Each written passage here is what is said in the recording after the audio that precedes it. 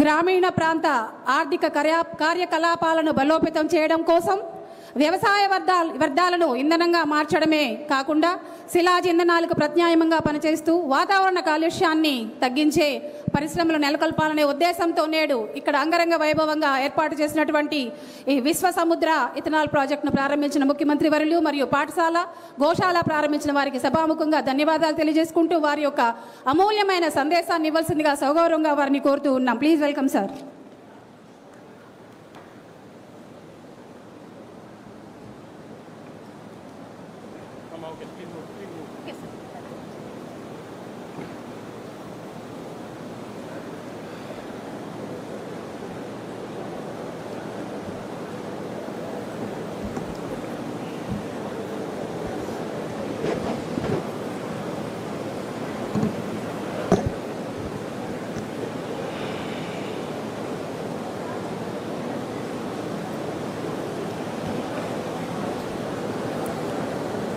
వేదిక పైనున్న పెద్దలందరికీ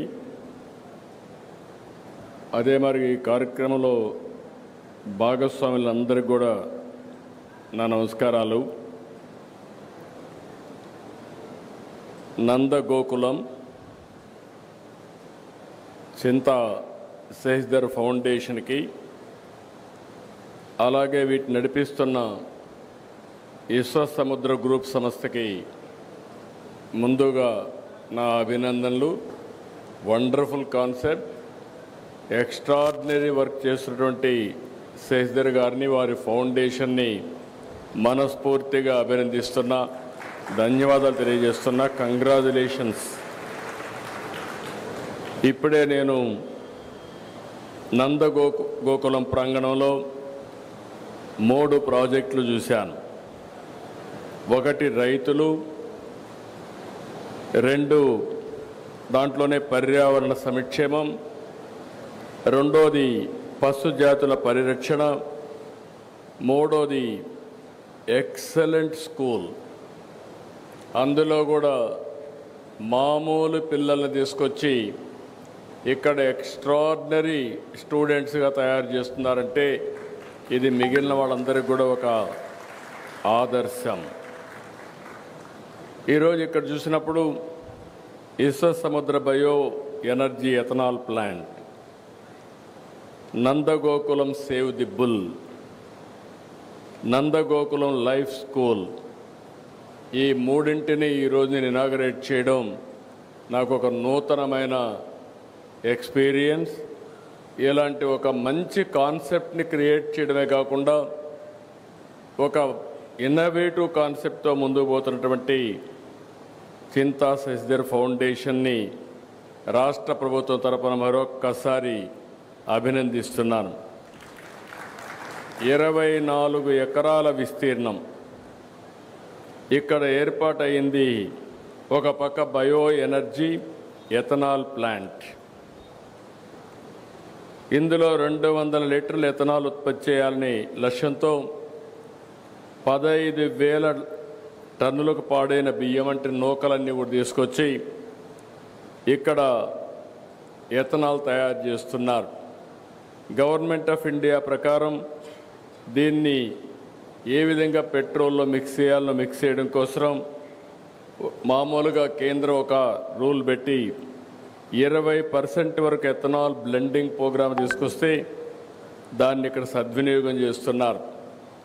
దీనివల్ల రైతులకు మెరుగైనటువంటి ఆదాయం వచ్చే పరిస్థితి వస్తుంది, గిట్టుబాటు అవుతుంది. రెండో పక్క పర్యావరణ పరిరక్షణ అవుతుంది. ఈ నూతనమైన కాన్సెప్ట్ని గవర్నమెంట్ ఆఫ్ ఇండియా ప్రమోట్ చేస్తూ ఉంటే దాన్ని అందిపుచ్చుకున్నటువంటి ఈ సంస్థను అభినందిస్తున్నా. రెండో పక్కన మీరు చూస్తే పశు సంపద. ఒకప్పుడు ఏవైతే బుల్స్ ఉన్నాయో ఇవన్నీ కూడా మన వారసత్వం. ఇవన్నిటితో అన్ని పనులు, వ్యవసాయ పనులు కానీ, రవాణా సౌకర్యాలు కానీ ఒకప్పుడు బుల్స్నే ఉపయోగించేవాళ్ళం, ఎడ్ల బండులు వాడేవాళ్ళం, ఎద్దులతో సేద్యం చేసేవాళ్ళం.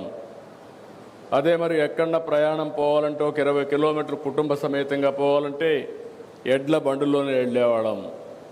ఇటీవల కాలంలో ఆధునీకరణలో ఎడ్లన్నీ కూడా ఉపయోగం లేకుండా వచ్చే పరిస్థితి వచ్చింది. మెకనైజేషన్ వచ్చింది, మోడర్నైజేషన్ వచ్చింది.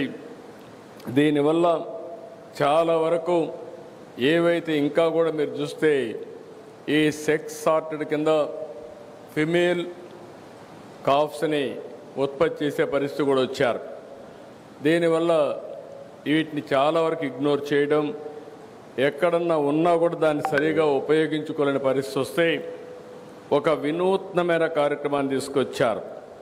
ఆ కార్యక్రమంలో మీరు చూస్తే ఈరోజు ఇక్కడ వండర్ఫుల్గా నేను చూశాను, ఎడ్లతో బుల్స్తో కరెంట్ ఉత్పత్తి చేయడం. ఇది ఎక్కడ ఎవ్వరు ఇంతవరకు ఆలోచన చేసి ఉంటారన్న నమ్మకం. నేను కూడా ఫస్ట్ టైం చెప్పినప్పుడు ది పవర్ ఆఫ్ బుల్ అంటే నాకు కూడా ఆశ్చర్యం వేసింది. ఇది అవుతుందా అని ఆశ్చర్యం వేస్తే ఈరోజు దానికోసం థ్రెడ్మిల్ తయారు చేసి దాని మీద వీటిని ఎక్సర్సైజ్ 4-5 గంటలు చేస్తే మనం కూడా ఎవ్రీ పర్సన్ మీరు గుర్తుపెట్టుకోవాల్సిన అవసరం ఉంది. మన ఆరోగ్యం మనం తినే తిండి పైన, రెండోది మనం తీసుకునే రెస్ట్ పైన, నిద్రపోవడం, మూడోది నిద్రలేస్తే 1 గంట ఎక్సర్సైజ్ చేయడం, నాలుగోది మంచి పని చేయడం. ఈ 4 చేస్తే ఇంకా హాస్పిటల్కి పోయే పరిస్థితి ఉండదు. అది చేయని వాళ్ళే హాస్పిటల్కి పోతారని చెప్పి కూడా నేను మీకు తెలియజేస్తున్నా. అలాంటిది ది పవర్ ఆఫ్ బుల్ నిరూపించడం కోసం ఇక్కడ బుల్స్ని ఇక్కడ తీసుకొచ్చి చాలా సిస్టమేటిక్గా మళ్ళీ ఏ విధంగా ఆల్రౌండ్ మన వారసత్వాన్ని కాపాడడం కోసం ఒక నూతనమైన ప్రయోగాన్ని చేస్తున్నారు. ఆ ప్రయోగంలో ది పవర్ ఆఫ్ బుల్ అన్నప్పుడు కరెంట్ ఎంత ఉత్పత్తి చేయగలుగుతారంటే 5 యూనిట్లు కరెంట్ ఉత్పత్తి చేసే పరిస్థితి వస్తుంది. అదే మాదిరిగా 1 గంటకు 5 గంటల వరకు దాన్ని కూడా సైంటిఫిక్గా ఆలోచించి అది హెల్తీగా ఉండాలంటే ఎన్ని గంటలు ఎక్సర్సైజ్ చేయించాలనో అన్ని గంటలే చేయించి దాంట్లో నుంచి ఆదాయం సంపాదించడానికి ఒక వినూత్నమైన కార్యక్రమం. ఆ కార్యక్రమమే పవర్ జనరేషన్.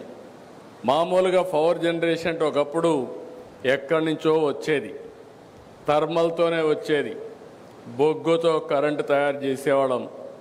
తర్వాత వాటర్తో తయారు చేయడం మొదలుపెట్టాం. తర్వాత ఎండతో కరెంటు చేయడం మొదలుపెట్టాం, గాలితో కరెంటు చేయడం మొదలుపెట్టాం. ఇప్పుడు బుల్స్తో కూడా కరెంటు తయారు చేసే పరిస్థితికి వచ్చామంటే ఇంట్లో కూర్చొని ఇది best innovation in the world అని చెప్పి మరొకసారి మీ అందరికీ తెలియజేస్తున్నా. దీనికి నాంది పలికి ఇంకో పక్క ఒంగోలు ఒకప్పుడు one of the best breed in the world. ఈరోజు ఒంగోలు బుల్ అనేది లేదు. అవన్నీ ఇక్కడి నుంచి వెళ్ళిపోయి బ్రెజిల్కి వెళ్తే బ్రెజిల్లో బ్రహ్మాండంగా ప్రొటెక్ట్ చేయడం కాకుండా ప్రమోట్ చేసి ఈరోజు ప్రపంచానికే బెస్ట్ బ్రీడ్ని వాళ్ళు ఇచ్చే పరిస్థితికి వచ్చారు. అదే మరి ఇక్కడ బ్రీడ్ ప్రొటెక్షన్ కూడా ఆలోచిస్తున్నారు. అదే సమయంలో ఇవి ఆయుర్వేదాలో ఏవైతే ఋగ్వేదం ఇవన్నిట్లో ఏవైతే ఉన్నాయో అవన్నీ కూడా స్టడీ చేసి హెల్త్కి మన కౌస్కి ఏ విధంగా సంబంధం ఉందో అలాంటి ఎక్సర్సైజ్ చేసే పరిస్థితికి వచ్చారు. ఈరోజు నందగోకులం సేవ్ ది బుల్ అనే కార్యక్రమం చాలా విశిష్టమైంది. 400కు పైగా ఎద్దులు, ఆవులు, దూడలు ఇక్కడ సంరక్షిస్తున్నారు. షెడ్ను కూడా చూశాను. మామూలుగా షెడ్ వేస్తే పశువులకేసే షెడ్ ఎప్పుడు కూడా నాసిరకం ఉంటుంది. ఆ షెడ్ కూడా హైట్ కానీ ఈరోజు మనం ఇక్కడ కూర్చుంటే చెమట వచ్చింది, కానీ ఆ గోకుల్ షెడ్కి వెళ్తే చెమట కాదు కదా, వాసన కూడా లేదంటే వన్ ఆఫ్ ది బెస్ట్ స్టాండర్డ్స్లో అక్కడ షెడ్ ఏర్పాటు చేశారు. దానికి మనస్ఫూర్తిగా అభినందిస్తున్నా.